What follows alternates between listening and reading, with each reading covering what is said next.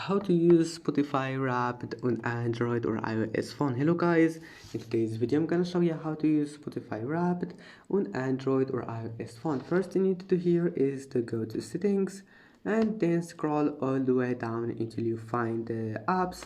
Now click apps again and here type Spotify. This one is for Android users. Now just click for stop.